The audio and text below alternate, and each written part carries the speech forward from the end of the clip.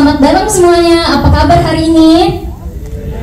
Masih kurang semangat. Bisa lebih semangat lagi. Apa kabar hari ini? Baik. Oke, perkenalkan nama aku Kesia yang akan mendampingi teman-teman sebagai MC pada seminar kali ini. Pertama, aku mau mengucapkan terima kasih banyak kepada teman-teman karena sudah meluangkan waktunya untuk mengikuti mini seminar kami yang kami adakan pada siang hari ini. Mini seminar ini kami adakan untuk kelancaran ujian akhir semester kami pada mata kuliah Public Speaking and Presentation Skills. Pada mini seminar ini kami sudah memilih topik utama yang akan dijadikan bahan pembicaraan, yaitu dampak buruk miskonsepsi self-love terhadap perilaku sosial. Kami memilih topik ini karena kami ingin teman-teman yang hadir sekarang jadi bisa mengerti bagaimana sih dampak buruk miskonsepsi self-love, dan kami juga ingin mendorong pemahaman teman-teman agar bisa lebih terbuka dan seimbang dan bisa bertanggung jawab juga untuk mencintai diri sendiri. Aku mau tanya, apakah di sini teman-teman sudah merasa sudah mencintai dirinya sendiri? Sudah. Yakin? Yakin ya? Oke, saat ini kita sudah memiliki 4 pembicara yang akan membahas seputar topik miskonsepsi self-love tersebut. Kemudian kita setelah itu akan memasuki sesi talk show yang akan dipimpin oleh Ella sebagai moderator, dan kita juga mendatangkan satu narasumber yaitu Katalika Valencia yang memang sudah memahami seputar tentang self-love tersebut. Tapi teman-teman, aku mau bertanya terlebih dahulu. Kayaknya sebelum kita masuk ke kegiatan selanjutnya, bagusnya kita ice breaking dulu kali ya. Pada mau nggak ice breaking? Mau. Jadi ice breakingnya ini sebenarnya sederhana aja dan mudah juga untuk dimainkan. Nama ice breakingnya adalah tangkap babi. Apakah teman-teman sudah pernah main ini sebelumnya? Belum. Jadi cara bermainnya adalah tangan kiri teman-teman dibuka ke atas seperti ini.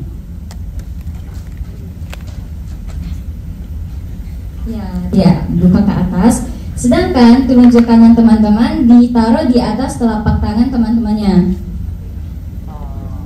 Di teman sebelahnya. Oke, bisa dimengerti. Selanjutnya, aku akan membacakan cerita singkat, dan setiap ada kata babi, teman-teman harus berusaha menangkap jari telunjuk teman di sebelahnya. Tapi di saat yang bersamaan juga, teman-teman harus menarik telunjuknya biar nggak ditangkap. Mengerti? Mengerti ya? Kalau gitu kita langsung mulai aja. Fokus ya teman-teman. Alkisah, di sebuah desa bernama Kampung Pinggul, hiduplah seekor babi. Oke, ada yang berhasil nangkep nggak? Oke, ada 2 ya yang berhasil nangkep. Oke, kita lanjut. Hiduplah seekor babi kecil bernama Bubu. Si babi, ada yang berhasil? Oh, makin banyak ya. Teman-teman bisa lebih fokus lagi ya. Sangat nakal dan suka kabur dari kandang. Suatu pagi, Bubu si babi kayaknya berhasil semua ya yang ini. Bangun dan berkata, "Aku bosan dikurung, aku mau kabur." Maka ia pun melompat keluar dari kandang. Tapi si pemilik babi, oh ada satu tuh aku lihat. Si pemilik babi, Mbah Darto, tidak tinggal diam. Ia teriak, "Tangkap babi itu!" Ada yang berhasil nggak tangkap temennya? Bisa diangkat kalau berhasil. Oh, ada satu. Warga kampung pun panik. Semua berusaha menangkap si babi. Tetap masih ada satu yang bisa lebih fokus lagi, yang lincah. Tapi tiap dikejar, babi itu kita lanjut, malah menyelinap lewat sela-sela kaki warga. Lalu datanglah anak kecil bernama Intan. Ia tidak takut Dengan tenang, ia berkata, "Aku tahu cara menjinakkan babi ini." Semua ya aku lihatnya. Semua orang berhenti dan menatap Intan. Intan lalu berdiri, menatap mata si babi. Ada dua ya, oke. Dan berkata, "Kalau kamu terus kabur, kamu akan kehilangan semua temanmu, wahai babi."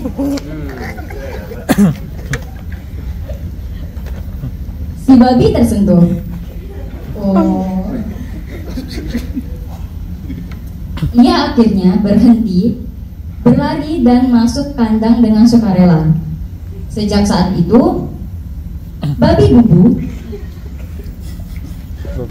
jadi babi. Teman-teman udah mau selesai, lebih fokus lagi ya. Paling baik dan rajin. Ia tak pernah kabur lagi, kecuali saat dengar kata babi. Yang berhasil coba angkat tangannya. Oh, ada banyak ya ternyata. Oke teman-teman, gimana ice breakingnya? Seru? Seru. Sudah terbakar belum semangatnya? Yes. Sudah ya. Aku harap dari ice breaking ini sudah cukup untuk membangunkan teman-teman, supaya teman-teman bisa fokus memperhatikan materi-materi yang akan disampaikan oleh para pembicara kita. Karena itu, tanpa berlama-lama lagi, aku akan langsung mengundang moderator untuk maju ke depan. Kepada Ella, dipersilakan. Terima kasih, Keisha. Halo teman-teman, perkenalkan, nama aku Carmela Fitria, atau biasa bisa dipanggil dengan panggilan Ella, yang bakal membawakan seminar yang berjudul Dampak Buruk Miskonsepsi Self-Love Terhadap Perilaku Sosial. Nah, teman-teman pastinya udah pada tahu semuanya kan tentang self-love, dan mungkin udah kalian terapkan juga. Self-love itu apa sih? Self-love itu adalah penerimaan diri sendiri, dimana teman-teman udah berdamai dengan diri sendiri dan menerima bagaimana keadaan kita saat ini. Nah, tapi mungkin masih ada di antara teman-teman yang salah atau miskonsepsi terhadap self-love. Kayak misalnya teman-teman mikir nih, mau gimana lagi, kan emang itu udah sifat aku. Atau misalnya mikir, kan emang aslinya aku kayak gitu, terus masa aku harus berubah demi orang lain? Nah, itu termasuk self-love nggak? Atau teman-teman pastinya udah tahu dengan istilah me time, dimana teman-teman memisahkan diri dari orang lain dan spending time buat diri sendiri, menghabiskan waktu untuk kebebasan. Terus misalnya self rewards, dimana teman-teman beli sesuatu karena mungkin bertahan hidup sampai saat ini tuh mungkin susah karena banyak tugas atau banyak kerjaan atau segala macam. Nah, apakah itu termasuk self love atau enggak? Nah, karena itu saat ini kita bakalan membahas tentang apa sih itu self love dan miskonsepsinya itu gimana aja sih, apakah aku termasuk atau enggak. Jadi hari ini kita bakalan membawakan 4 narasumber, yaitu ada, boleh di next slide,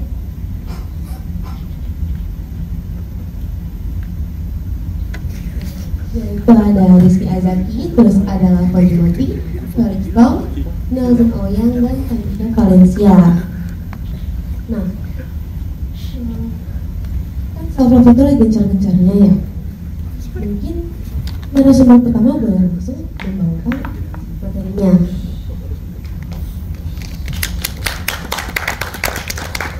Terima kasih Ella. Nama saya Muhammad Rizky Azaki dan saya akan menjelaskan tentang dampak buruk miskonsepsi yang menyebabkan stagnasi diri.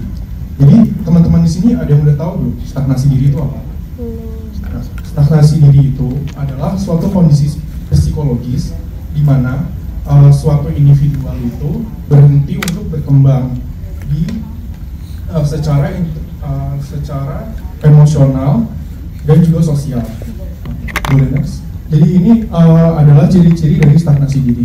Yang pertama itu ada merasa tidak perlu berkembang karena dirinya sudah cukup baik.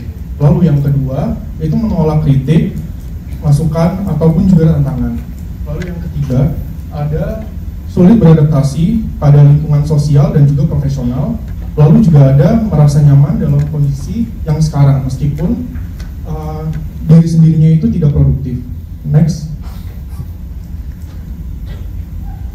Nah, ini ada satu ekspresi namanya aku memang begini adanya, atau mungkin contoh kalimatnya karena aku ini sumbu pendek, aku ini gampang marah kok, aku emang begini adanya. Atau mungkin misalnya aku ini emang lemot, jadi ya udah kalau aku mau belajar pun juga susah gitu kan. Nah, ungkapan seperti ini itu merupakan salah satu ekspresi dari fixed mindset yang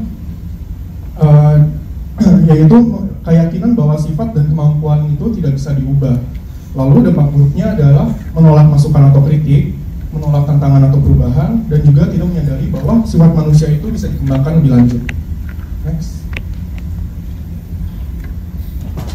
Nah, kadang miskonsepsi self love ini, stagnasi diri ini itu sering dianggap self acceptance, di mana self acceptance itu sendiri adalah kesediaan untuk mengakui kondisi diri sendiri saat ini, baik kelebihan maupun kekurangannya, sebagai titik awal untuk bertumbuh. Sedangkan stagnasi diri itu dia hanya menyadari diri sendiri itu kekurangan, tapi tidak mau berkembang atau memperbaiki diri sendiri.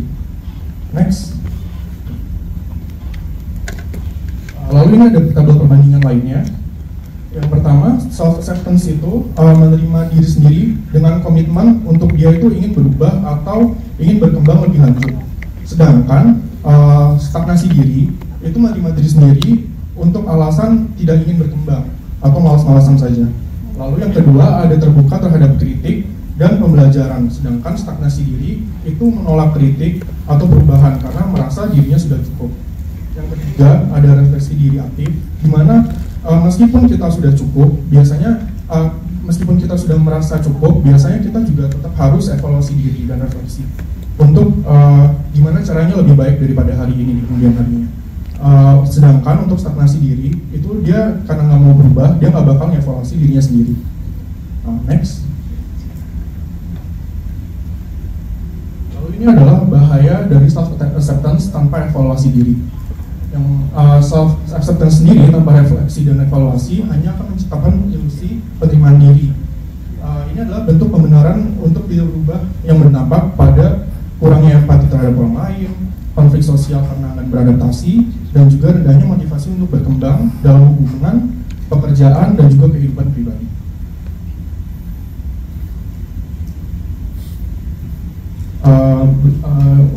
Cukup untuk hari ini dari saya.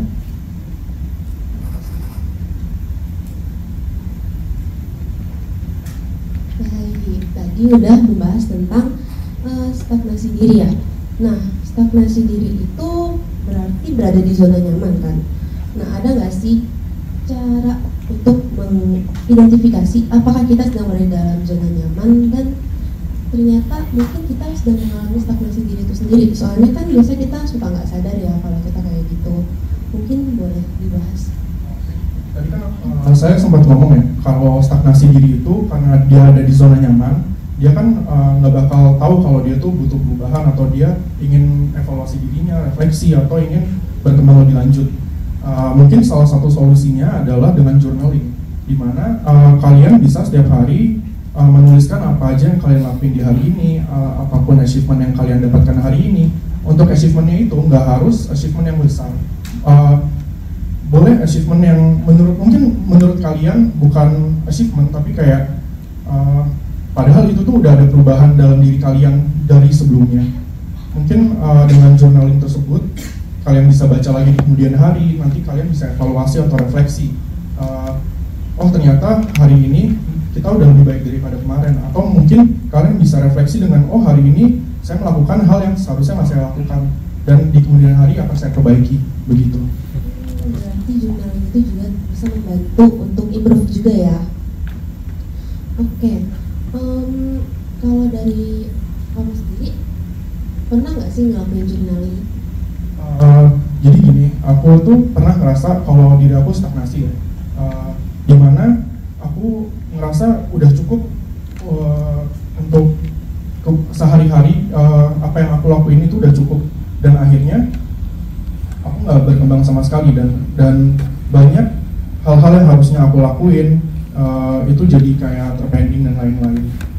Akhirnya setelah itu aku juga coba untuk konsultasi ke psikolog, dan akhirnya psikolog aku nyaranin untuk ngelakuin journaling tiap hari.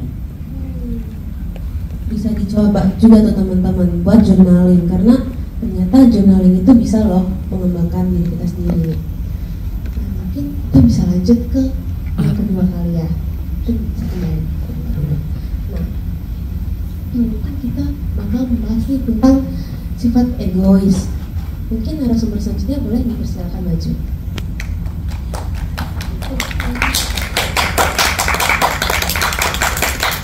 Baik, terima kasih Azaki untuk penjelasan sebelumnya mengenai stagnasi diri. Kali ini, kenalkan, seperti yang sudah dibilang kenalin oleh Ella tadi, nama saya Lapor Timote. Saya dari jurusan film angkatan 2022. Dan pada kesempatan kali ini, saya ingin menjelaskan mengenai dampak buruk miskonsepsi yang menyebabkan sifat egois. Next.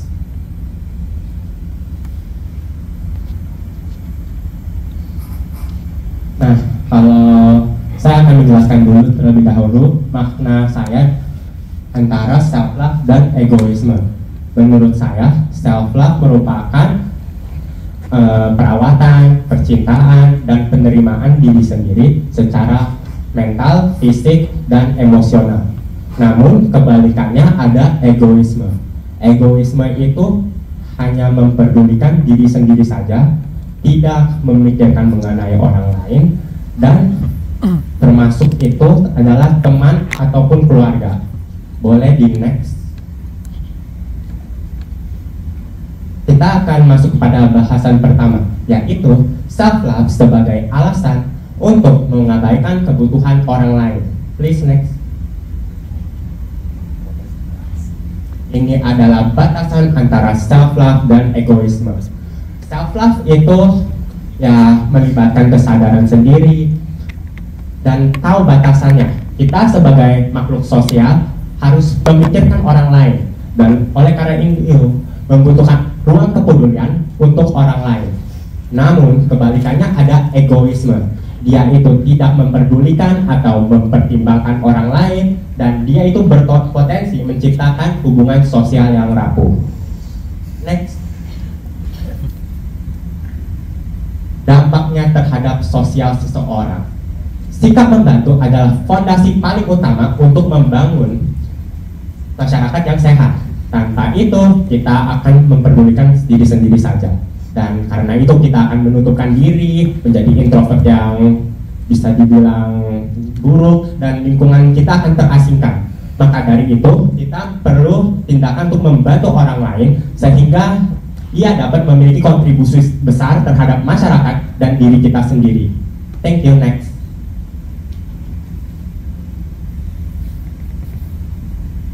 Self-love menumbuhkan empati. Orang yang mencintai dirinya dengan tulus dapat mengerti tanggung jawab sosial. Apa itu tanggung jawab sosial? Mereka mengerti kata tidak, namun mereka juga mengerti kehadirannya sangat penting untuk orang lain. Dan dengan itu, self-love dapat menjadi fondasi untuk mendukung, membentuk hubungan yang tulus dan setara, dan pengertian terhadap pertemanan dan keluarga. Next. Setelah pembahasan sebelumnya, sekarang kita masuk ke dalam pembahasan kedua, yaitu menjadi tidak peka terhadap kritik, karena kita hanya memperdulikan diri sendiri saja, dan untuk kita itu enough. Next. Nah, tidak peka terhadap kritik itu sebenarnya bisa menjadi ancaman untuk seseorang.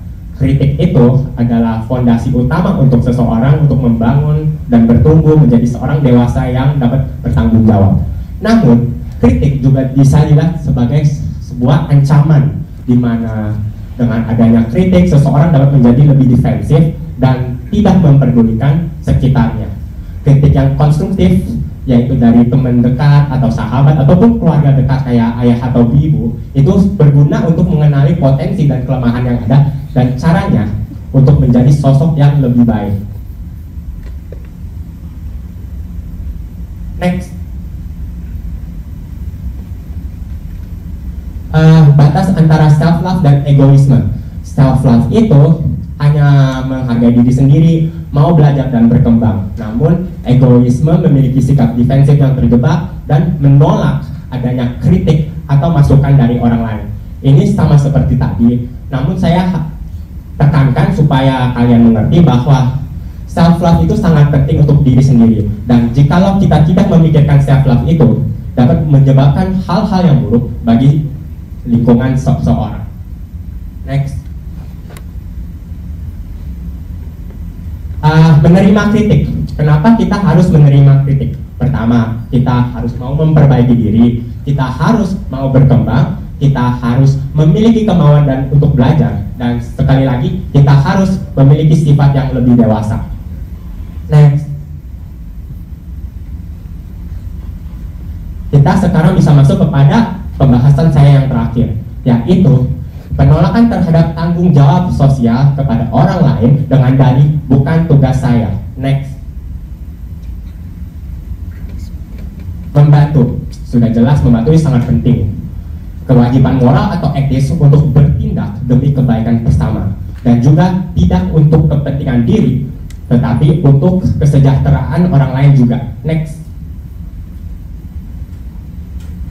dampak jika kita menolak membantu, ada kehilangan koneksi secara sosial dan juga emosional, ada meningkatnya isolasi seperti yang sebelumnya disebutkan, dan kita hanya mempedulikan diri sendiri saja. Dan terakhir, yaitu adalah penghambat pertumbuhan sosial dan pribadi. Next, nah, tanggung jawab sosial. Kita itu perlu membantu untuk memperkuat ikatan kita secara pribadi dan emosional. Kita harus membantu orang lain itu tidak harus yang gede-gede seperti memberikan barang ataupun memberikan hal-hal seperti mobil atau pesawat, tetapi kita bisa juga memberikan hal-hal yang kecil seperti mengangkat sampah atau memberikan kepada teman sebuah pensil. Dan tidak semua situasi itu memerlukan kita untuk membantu, namun kita harus mengerti bahwa membantu itu membangun kita. Next, baik, sepertinya itu saja yang saya akan sharing hari ini. Terima kasih. Terima kasih atas penjelasan yang baik.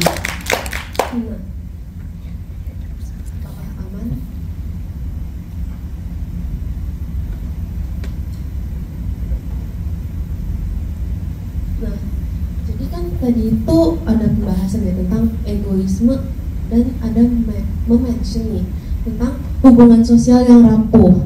Nah, hubungan sosial yang rapuh itu maksudnya gimana sih? Seperti yang saya sebutkan tadi, hubungan sosial rapuh itu seperti jikalau kita menutup diri dari keluarga, keluarga akan menjauhkan diri mereka dari kita, sehingga kita yang membutuhkan finansial keluarga akan dikeluarkan dari keluarga itu tersebut. Ada juga pertemanan. Jikalau kita menolak membantu teman yang dulunya kita punyai atau yang belum kita punyai akan membenci kita terlebih dahulu. Berarti masih mirip juga ya sama yang udah dibahas tadi yang di pertama tentang menjauhkan diri dari orang lain. Saya bilang ya, iya sih egois ya. Nah, tapi kalau misalnya dari Bapak sendiri ada nggak sih kayak misalnya tips gitu biar jangan egois banget lah gitu loh? Sebenarnya tipsnya itu gampang banget, cuman kita itu harus mau merendahkan diri sehingga kita bisa membantu orang lain. Dan juga kita harus mengerti bahwa kita itu semua memiliki limitasi untuk membantu, dan jikalau kita tidak membantu orang lain, mungkin mereka yang tidak bisa dan tidak bisa melakukan pekerjaan tersebut akan kesusahan sendiri tanpa bantuan kita. Bisa dicatat ya teman-teman, harus saling membantu juga, jangan jadi orang yang egois. Mungkin Gajah, terima kasih. Nah, lalu kita bisa masuk ke pembahasan ketiga kita nih tentang apa nih katanya sifat apatis. Apa sih sifat apatis itu? Mungkin boleh minta tolong dijelaskan.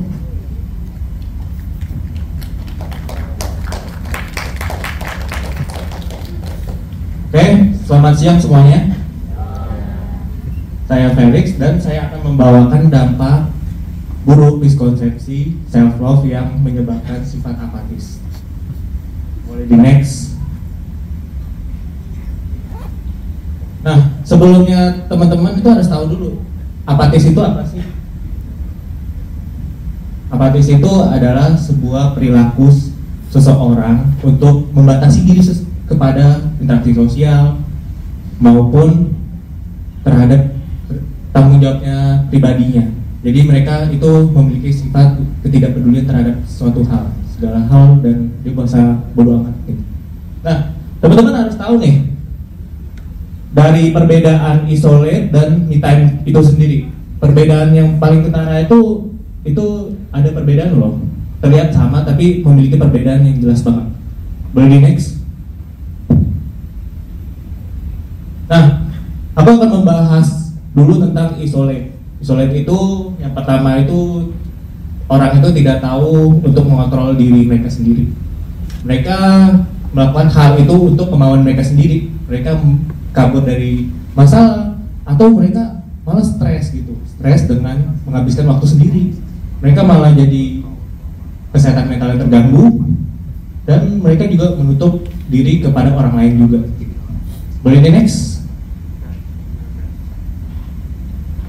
Nah, selanjutnya itu ada me time. Me time itu sendiri itu adalah suatu perilaku seseorang yang dilakukan sadar. Mereka sadar nih kalau me time itu sebagai tempat untuk peristirahatan. Tempat peristirahatan seperti HP yang butuh di charge. Karena kita istirahat pastinya energi kita terbentuk lagi dan kita bisa, bukan sekedar itu, banyak hal yang kita bisa lakukan dari me time itu sendiri. Bisa contohnya kita bisa menemukan kreativitas. Banyak seniman yang sendiri tapi banyak ide-ide yang menarik-menarik yang bisa di-share gitu. Boleh next. Nah, dampak sosial itu ke orang-orang gimana sih? Nah, kalau me time itu berdampak positif kepada orang-orang. Kenapa bisa begitu? Kalau me time itu sadar bahwa orang lain itu penting. Sedangkan kalau isolate itu orang lain itu tidak penting. Mau ada ataupun tidak itu menurut dia itu tidak penting. Karena hidup mereka itu cuma mikirin diri sendiri. Mereka nggak peduli orang itu mau hidup atau enggak. Gitu. Boleh next. Nah, selanjutnya nih ada me time sebagai pelarian untuk melepas tanggung jawab keseharian. Boleh next. Nah, sebelumnya kita harus tahu dulu nih faktor-faktor apa sih yang mereka bisa berpikir seperti itu. Pertama itu ada faktor lingkungan yang tidak mendukung. Dan yang kedua itu ada pengalaman masa lalunya. Ketiga, kelelahan mental. Dan keempat itu sosial media. Jadi contohnya seperti ini. Dulu saya punya teman yang kisah keluarganya itu sedih banget. Jadi teman saya ini terlahir di keluarga miskin. Tapi orang tuanya itu apa-apa gampang emosian sehingga dia pakai tangan ke anaknya. Nah, karena masa lalu itu terbawa sampai dewasa. Dia jadi tidak mau berteman sama orang lain karena hidupnya sudah hancur.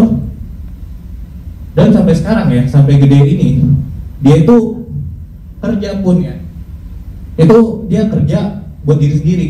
Tapi orang tuanya itu mau tetap makan duitnya. Ya wajar ya makan duitnya, tapi ini untuk keperluan yang tidak penting. Udah miskin, dia melakukan keperluan yang tidak penting seperti orang tuanya itu suka merokok, dia minta duit anaknya terus-terusan gitu, sehingga anak tersebut menjadi stres. Dan seringkali mereka berkata ingin bunuh diri. Nah, maka dari itu orang-orang seperti itu juga jangan dikucilkan ya teman-teman, harus saling disupport. Karena mereka itu sebenarnya karena dia nggak ada teman untuk ngobrol, orang tuanya jahat kepada dia, jadi mereka butuh seorang teman yang bisa mendukung mereka. Nah, selanjutnya itu ada sosial media. Teman-teman pasti pernah dengar kan, banyak di era sekarang ini self love itu sangat modern banget, sangat populer, diminati oleh orang-orang. Self love sendiri itu banyak orang FOMO, jadi akhirnya banyak juga yang salah mengartikannya. Yang ada bukannya menjadi sehat, malahan berkebalikannya gitu. Boleh next? Nah, berkebalikannya seperti ini nih. Me time itu berlebihan bukan untuk pemulihan. Jadi banyak orang yang menganggap bahwa self love itu artinya boleh menjauh demi kenyamanan pribadi. Namun dari situ mereka banyak menjadikan alasan untuk pelarian dari tanggung jawab nih, teman-teman. Boleh next? Nah, bukan cuma itu, mereka berasa senang, tapi kenapa cuma sesaat? Karena kalau misalnya siapa sih yang di sini nggak suka dengan me time? Pasti semua orang suka dong dengan me time. Tapi kalau terlalu berlebihan, kita seperti di otak kita itu ada namanya otak yang mengatur dopamin. Dopamin itu mengatur otak kita untuk merasa senang. Jadi kalau kita misalnya me time sendirian terus-terusan berlebihan, itu akan menimbulkan efek senang dan kita jadi kecanduan gitu, dan dapat merusak diri kita di masa depan. Boleh deh next?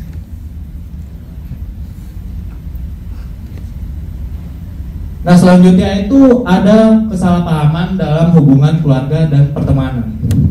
Boleh deh next? Next. Nah, teman-teman pasti penasaran kan apa sih orang yang dipikirkan orang-orang tersebut itu? Mereka itu yang pastinya bakal mikirin mereka sendiri gitu. Dia nggak butuh siapa-siapa. Dia bakal menjauh dari orang lain. Mereka bisa melakukan hal sendiri.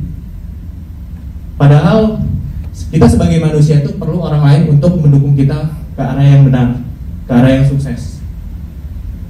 Dan yang penting aku bahagia sendiri, orang lain bodo amat gitu. Urusan orang lain bukan menjadi tanggung jawab. Boleh di next? Nah, ngomongin kesalahpahaman nih, tentunya mereka pasti kan nggak butuh orang lain. Sama seperti keluarga, mereka juga nggak butuh. Seperti kayak dia menghindari peran dan kewajiban. Jadi misalnya orang ini suka banget main game, orang tuanya suruh untuk stop, untuk belajar gitu, tapi dia nggak mau. Dia lebih memilih untuk mencari alasan. Pasti teman-teman di sini kalau misalnya lagi nggak mood, pasti selalu mencari alasan untuk nggak mau ngelakuin hal itu kepada orang tua. Terus mereka juga nggak mau terlibat dalam komunikasi keluarga ataupun reunian sama keluarga lainnya. Mereka bakal lebih diam dan mereka mikir, buat apa sih gue kasih solusi, tapi solusi gue itu nggak menarik. Padahal kita belajar seberapa pentingnya kita berkomunikasi itu. Nah, yang satu lagi itu ada emosi outburst. Jadi di mana kalau misalnya kita bermain game, mungkin orang itu merasa nggak suka gitu. Yang ada orang tuanya malah ditoksikin gitu, teman-teman. Bukannya ditoksikin malah bagus, malahan menyakiti hati orang tua kita. Jangan sampai ya, teman-teman. Boleh di next? Nah, selanjutnya ada di pertemanan juga nih. Mereka juga nggak peduli ada temen atau enggak, itu juga bukan menjadi masalah. Mereka itu cuma mau ada untungnya aja, tapi mereka nggak mau pedulin orang lain karena sikap egoisnya itu. Jadi mereka misalnya minta bantuan nih, mereka itu selalu mencari alasan kayak besok ya, tahu-tahu sampai sekarang nggak dibantu gitu. Jadi hubungannya bisa merusak pertemanan gitu. Maka dari itu perlu banget tuh untuk sadar me time itu dilakukan secara sehat, jangan berlebihan karena berlebihan itu tidak baik. Sekian, terima kasih.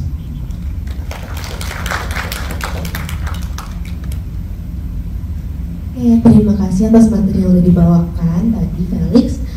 Berarti me time ini bisa nggak sih nantinya kalau misal kebanyakan nih, bisa nggak sih nyambung juga ke isolasi diri? Soalnya kadang tuh kita udah keasikan kan sama me time kita. Bisa nggak kira-kira jadi isolasi diri? Mungkin boleh dijawab. Pertanyaan ini itu sama kayak pertanyaan yang tadi yang saya sudah bilang. Jadi kalau misalnya dilakukan secara berlebihan, itu ada namanya otak kita yang dopamin itu. Jika kita selalu sering melakukan aktivitas yang tidak berguna, itu akan merangsang otak kita untuk melakukan hal itu terus. Yang akibatnya kita merasa nyaman menjadi sendirian. Nah, itu yang dinamakan isolasi. Oke, berarti sesuatu yang berlebihan itu nggak boleh ya teman-teman. Jangan terlalu lama me time, tetap spending time dengan orang-orang terdekat, dengan teman, dengan keluarga, atau orang-orang baru juga nggak apa-apa. Nah, oke, terima kasih atas materi yang dibawakan tadi, dan kita bakalan lanjut ke pembahasan terakhir, yaitu overconsumption. Apa sih itu overconsumption? Mungkin boleh dibantu dijelasin. Tepuk tangannya teman-teman.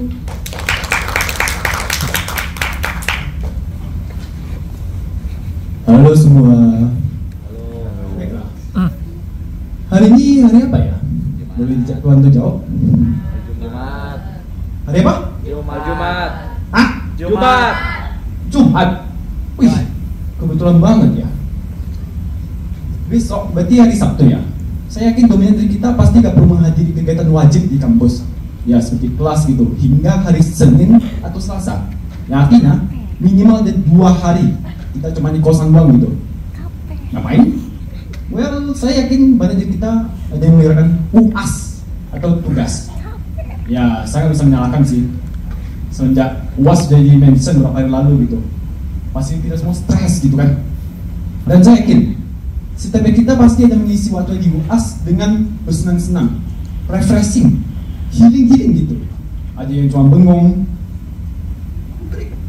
ada yang jalan-jalan gitu, atau mungkin ada yang belanja. Gak apa-apa, sekali-sekali berbelanja juga keperluan biar healing dikit gitu. Saya yakin itu pasti selalu muncul di hati kalian setiap membeli sesuatu yang sekiranya bisa membuat kita merasa relax sedikit gitu. But itu salah. Halo semua, sebagai narasumber keempat akan membahas miskonsepsi self-love yang menyebabkan sifat overkonsumtif sebagai materi dari miskonsepsi self-love pada perilaku pribadi. Next. Self-love. Apa yang kita lakukan untuk merealisasikan self-love pada diri kita sendiri? Banyak dari kita pastinya berbelanja. Contohnya kalau aku suka Gundam. Di sini siapa yang suka belanja, ayo kayak figur atau apa gitu, mungkin Godzilla. Oh, kamu ya bang? Oke, bisa bro. Dan ya, aku nggak bisa bohong begitu ya. Itu sangat seru sekali, kayak mengoleksi Gundam gitu, itu impianku banget. Aku pengen lemari full Gundam, itu impianku banget gitu.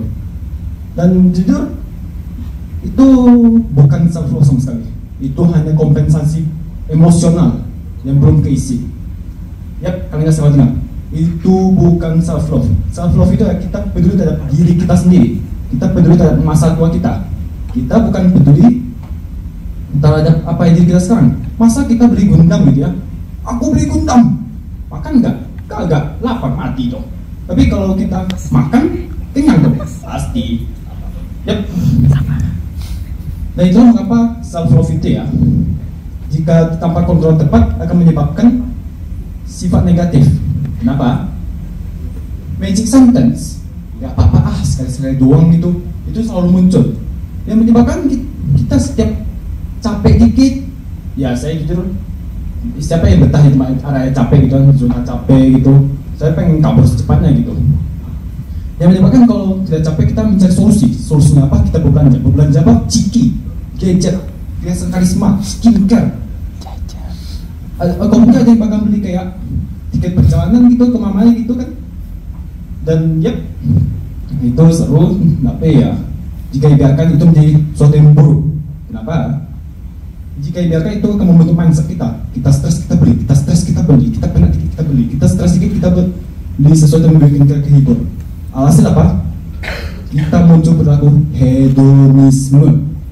Tahu itu hedonisme? Itu perilaku untuk membeli sesuatu dan terkesan agak boros gitu. Dan jika perilaku hedonisme terbentuk, maka akan susah keluar dari lingkaran setan. Alhasil apa? Kita akan mengalami masalah finansial. Next. masalah keberlanjutan. Self love zaman sekarang itu ya orang kayak memahami sebagai memanjakan diri gitu. Padahal itu ya itu sangat salah banget. Orang melihatnya sebagai memanjakan diri. Padahal kalau self love tanpa kontrol sama sekali itu berubah jadi self indulgence. Artinya adalah memanjakan diri tanpa batas sama sekali. Jadi kita terus beli, gundam kiri dia beli, gundam kanan dia beli gitu. Dan alhasil apa? Kita akan terjebak salah satunya masalah finansial. Kalau dalam terjebak masalah finansial gitu ya bakal ribet pasti. Pinjam uang sana sini gak bisa makan. Habis itu ada fenomena gali lubang tutup lubang. Kita hutang, contoh ya, aku hutang Kevin 100.000 gitu. Alasan aku pinjam uang ke Adriel 100.000. Jadi ya hutang sama Kevin lunas, hutang sama Adriel ada lagi gitu. Belum lagi kalau ada bunga, makin pusing aku itu kan. Dan memang buruk adalah hubungan sama keluarga bisa rusak, bisa ruwet gitu perkara keuangan. Next. Ya, salah satu dampak ketiga adalah kita akan muncul perilaku kompetitif ketika kita melihat self luxury di media sosial. Alasan kenapa? Oke. Kita mungkin udah orang yang udah masuk ke kerajaan gitu ya. Kita akan berpikir bahwa satu-satunya cara untuk bahagia, ya kita harus beli, kita harus belanja. Dan ketika kita udah merasa bahagia, kita mungkin nggak sengaja kayak melihat media sosial gitu, melihat orang ada yang kayak pamer, aku beli tiket pesawat ke Swiss gitu, aku minum kafe mahal, atau aku mungkin beli gundam mahal gitu. Kita yang awalnya merasa happy aja gitu kan, tapi kalau melihat orang yang memiliki kayak levelnya di atas kita gitu ya, kita menjadi nggak bahagia lagi. Kenapa? Ya kita insecure, kita merasa kita belum memenuhi standar self love mereka gitu. Padahal kita cuma miskonsepsi self love itu tidak pernah tentang belanja. Self love itu selalu tentang menjaga diri kita sendiri. Self love itu adalah tentang kedewasaan. Self love itu adalah tentang kontrol. Alasan kalau kita masih terjebak dalam miskonsepsi itu adalah kita cuma kepikiran satu solusi. Apa itu? Belanja lagi, mahal lagi, hutang lagi. Aduh, next.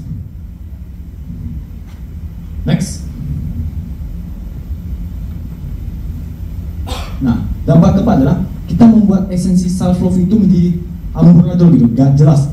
Ya contoh kayak nih, saya sebagai self love gitu, kita satu badan manusia utuh gitu. Kita cuma tahu orang itu dari ujung kukunya doang gitu. Kenapa? Karena kita cuma memahami self love itu ya dari standar yang aneh gitu. Kayak kita nggak self love itu apa? Memanjakan diri. Bukan, self love itu adalah kedewasaan. Self love itu adalah kontrol. Kalau kesenangan sementara ya, yang akan menyebabkan berdampak keras ke diri kita yang masa depan, itu bukan self love. Zaman sekarang itu self indulgence itu ya, kita kayak gak boleh diri kita sendiri. Seperti lagi UAS kan aku stres gitu kan, stres ngapain? Makan mie. Lalu kalau udah stres lagi apa? Biasanya makan burger. Besok stres lagi apa? Makan ayam. Alasan apa? Ya aku kolesterol bisa, serangan jantung bisa. Waduh bahaya banget gitu kan. Apalagi kita kalau menenangkan diri ya, dari itu banyak banget. Ada yang kita main game gitu kan, sampai kita berlarut. Alhasil kita mungkin meninggalkan aktivitas kita jadi produktif. Itu bukan self love, itu self indulgence. Itu yang pengen saya ubah. Self love itu kita menjadi pribadi kita yang dewasa dengan kontrol gitu. Next.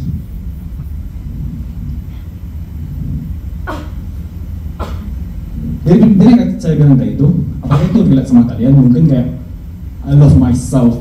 Tapi kalian ujung-ujungnya bergadang juga I love myself, tapi ujung-ujungnya kayak makan ayam mulu. Relate nggak? Apakah itu artinya kalian mencintai diri kalian sendiri? Tidak, betul. Itulah kenapa kedewasaan itu penting. Kita harus berani menolak, say no gitu. Memang itu terkenal kejam, tapi ya itulah poinnya. Kita mungkin mencintai diri kita sendiri kalau kita nggak mengetahui apa batasan kita. Kita akan mungkin mencintai diri kita sendiri kalau kita tahu fisik kita cuma segini, kita malah memaksakan diri. Kita akan mungkin mencintai diri kita sendiri kalau kita tahu finansial kita cuma segitu. Kita nggak mungkin bisa having fun terus gitu jika finansial kita terbatas. Yang alhasil self love itu menjadi keliru sekarang ini. Self love itu simpelnya kita nggak perlu bermeditasi, olahraga, makan sehat, minum sehat, tidur cukup, istirahat, belajar. Itulah kondisi self love. Kita peduli terhadap diri kita dari tua. Kalian dari mana?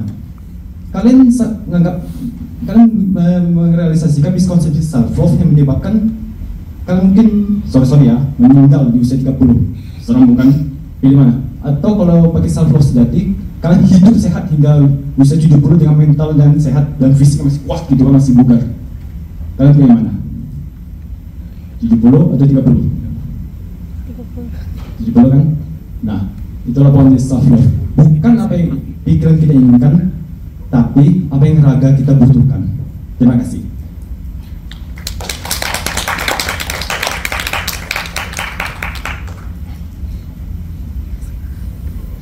Oke, mungkin boleh kembali langsung aja ya.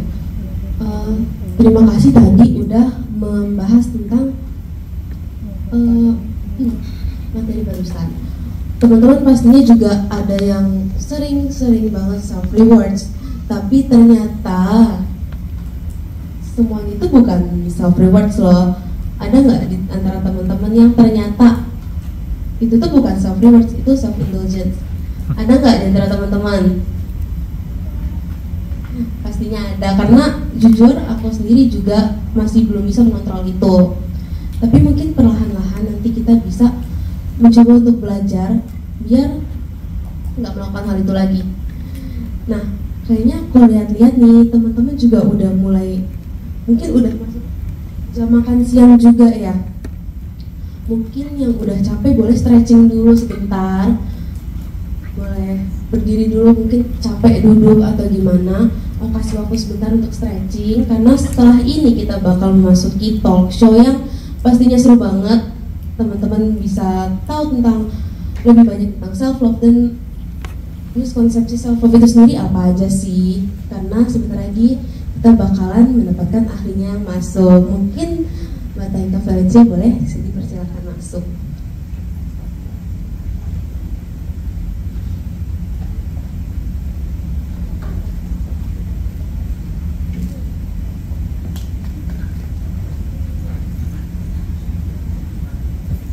Karena mereka cuma satu, mungkin aku izin berdiri aja ya, biar lebih mempermudah buat mengoper mic. Mungkin boleh perkenalan dulu Kak, buat namanya siapa, dan kan dari student support ya teman-teman, ini dari student support, jadi mungkin boleh diperkenalkan dirinya dulu. Boleh tepuk tangannya teman-teman?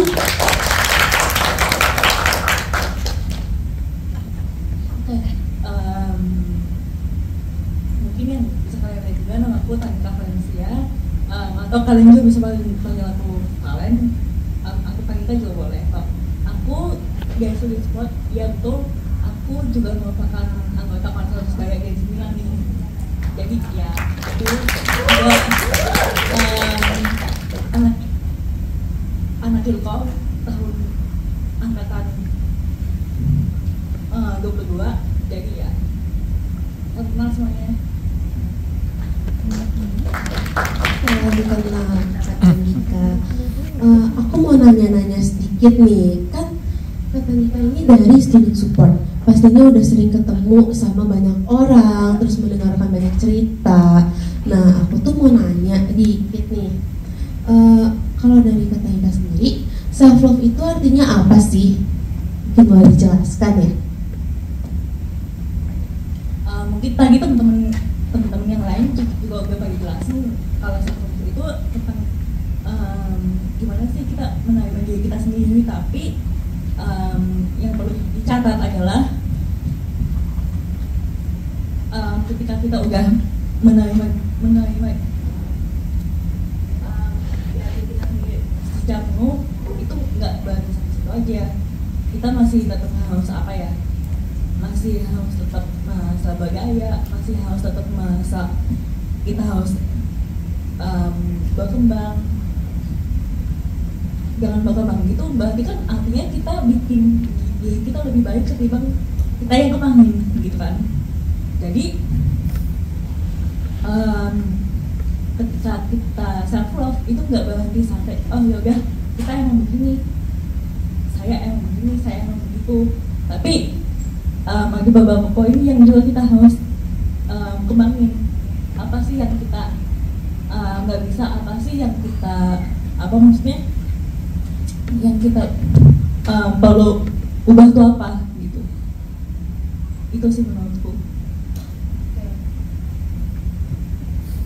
Yes.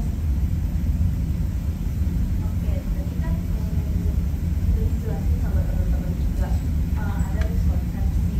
Nah, kalau menurut Kak Talita sendiri, miskonsepsi itu bisa nggak sih melukai perasaan orang lain? Oke, kalau menurutku sendiri bisa banget.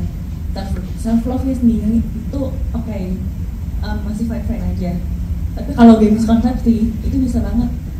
Kan tadi yang dijelasin kayak sikap apatis, sikap egois. Nah ya itu misalnya kalau misalnya contoh ada nih ketua kelompok atau ketua apalah gitu yang anti kritik, dia nggak mau sama sekali mendengarkan anggota-anggotanya, atau ya simply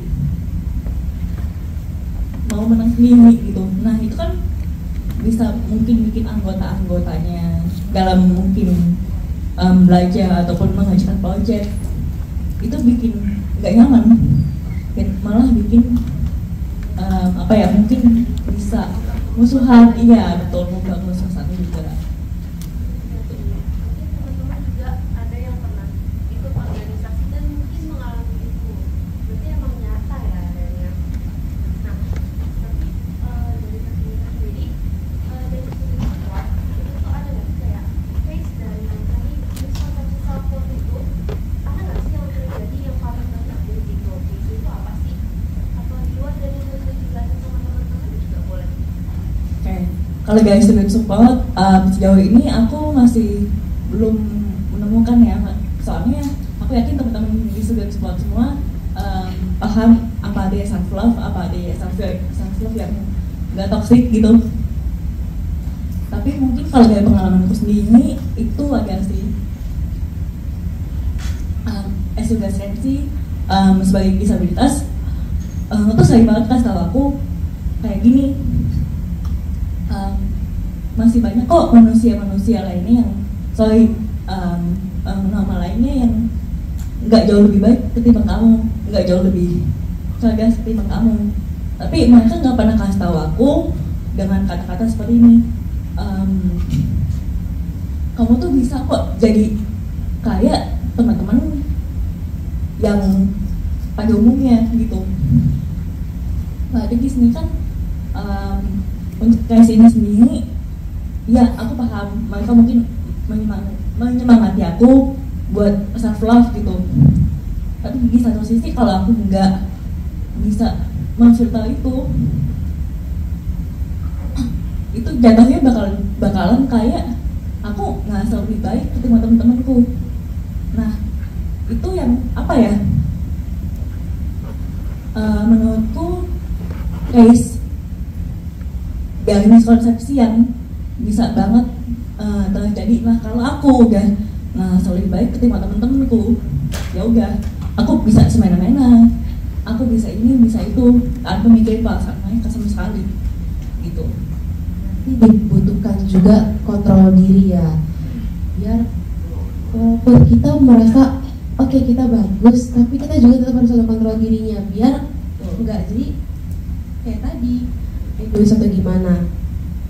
Nah mungkin aku mau tanya juga nih pertanyaan tentang kalau misalnya kita sadar bahwa self love ini udah berujungnya itu ke sikap negatif kayak misalnya stagnasi atau konsumtif, kira-kira langkah awal apa sih yang bisa diambil buat mencegah hal itu?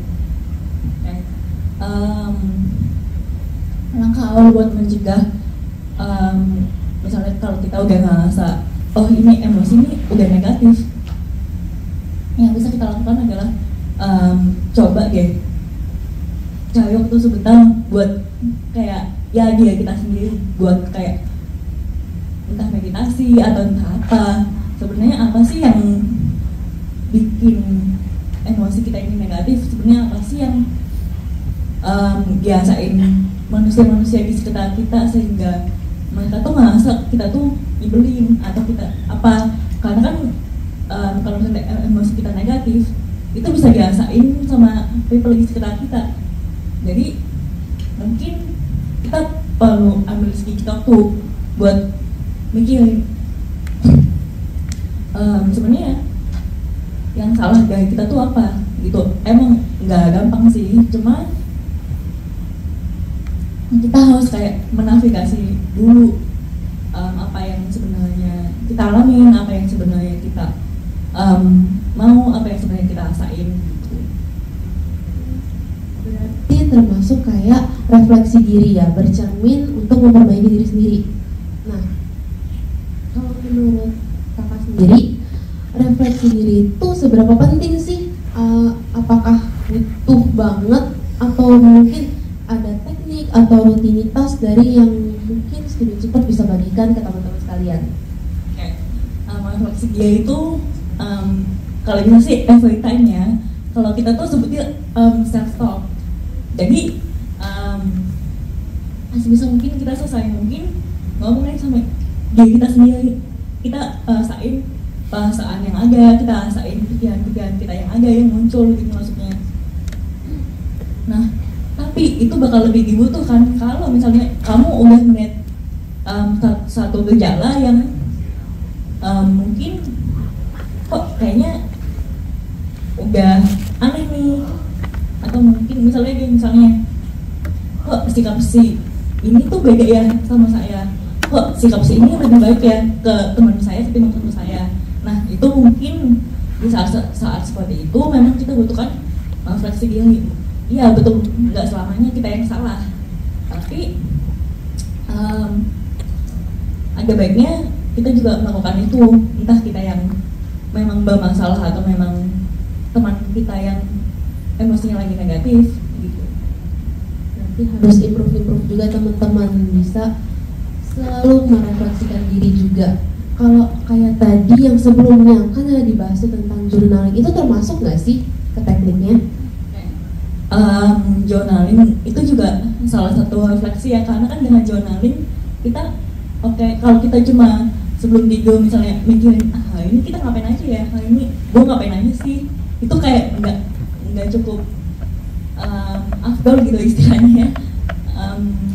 Sedangkan kalau kita kayak nulis gitu misalnya, kan di journaling itu biasanya pakai tabel, pakai grafik gitu kan biar lebih jelas.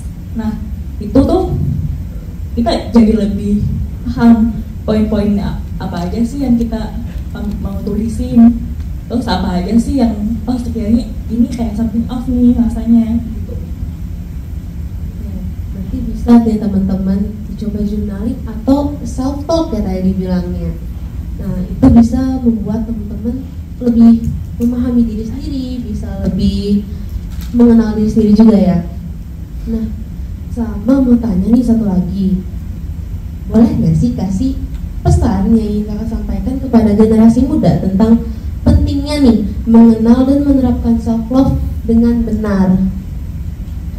Kalau generasi muda aku coba sih enggak sih, cuma mungkin yang aku mau bilang adalah coba deh kayak something kayak thinking kita tuh ditajemin gitu. Jangan ngerasa kayak oh ini gue nih, ini emang bagian dari gue. Tapi di satu sisi juga kita harus kayak mengevaluasi itu. Kita harus memverifikasi lagi apakah bagian kita sendiri itu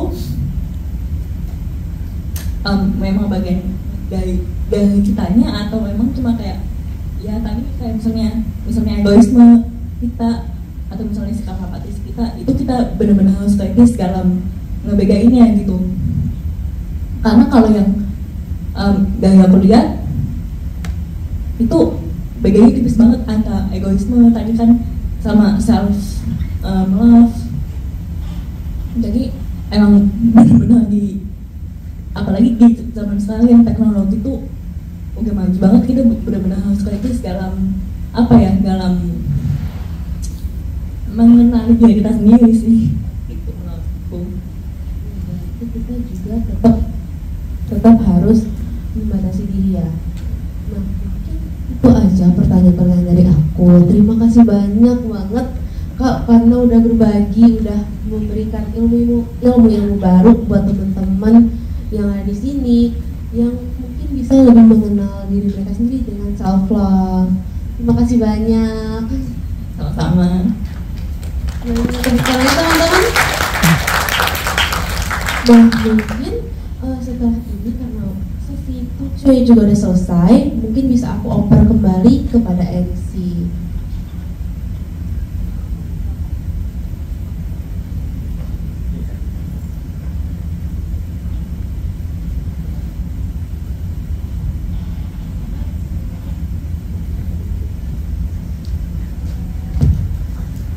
Menarik banget gak sih topik-topik yang udah disampaikan oleh para pembicara kita?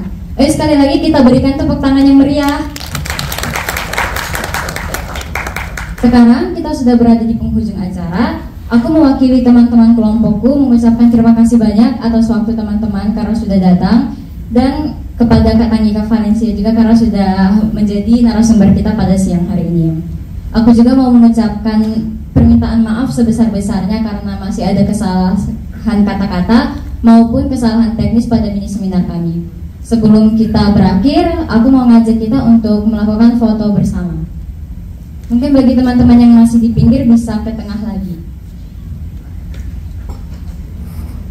Boleh merapat teman-teman.